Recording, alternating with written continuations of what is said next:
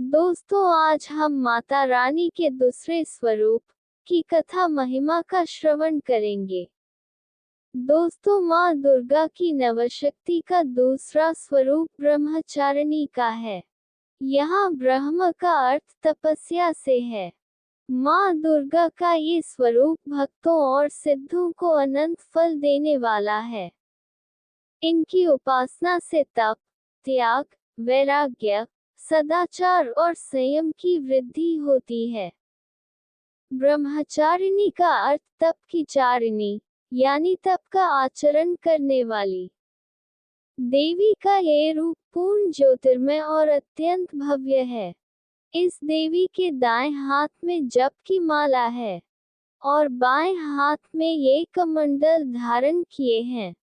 पूर्वजन्म में इस देवी ने हिमालय के घर पुत्री रूप में जन्म लिया था और नारद जी के उपदेश से भगवान शंकर को पति रूप में प्राप्त करने के लिए घोर तपस्या की थी।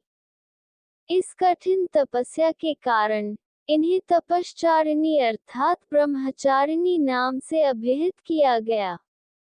1000 वर्ष तक इन्होंने केवल फल फूल खाकर बिताए और 100 वर्षों तक केवल जमीन पर रहकर शाक पर निर्वाह किया। कुछ दिनों तक कठिन उपवास रखे और खुले आकाश के नीचे वर्षा और धूप के घोर कष्ट सहे। 3000 वर्षों तक टूटे हुए बिल्व पत्र खाए और भगवान शंकर की आराधना करती रहीं। इसके बाद तो उन्होंने सूखे बिल्व पत्र खाना भी छोड़ दिए। कई हजार वर्षों तक निर्जल और निराहार रहकर तपस्या करती रहीं। पत्तों को खाना छोड़ देने के कारण ही इनका नाम अपर्णा नाम पड़ गया। कठिन तपस्या के कारण देवी का शरीर एकदम क्षीण हो गया। देवता, ऋषि, सिद्धगण, मुनि सभी ने ब्रह्मचारिणी की तपस्या को अभूतपूर्व पुण्य कृत्य बताया, सराहना की और कहा, हे देवी, आज तक किसी ने इस तरह की कठोर तपस्या नहीं की। ये तुम ही से ही संभव थी। तुम्हारी मनोकामना परिपूर्ण अवश्य होगी और भगवान चंद्रमौली शिवजी तुम्हें पति रूप में प्राप्त होंगे। आप तपस्या छोड़कर घर लौट जाओ। जल्द ही तुम्हारे पिता तुम्हें बुलाने आ रहे हैं।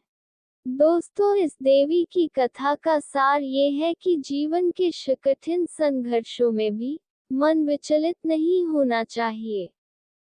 माँ ब्रह्मचारिणी देवी की कृपा से सर्व सिद्धि प्राप्त होती है। दुर्गा पूजा के दूसरे दिन माता के इसी स्वरूप की उपासना की जाती है। तो दोस्तों, मिलते हैं माता रानी के तीसरे स्वरूप की कथा महिमा को लेकर। आप सब अपना अपना ध्यान रखें। माता रानी की जय।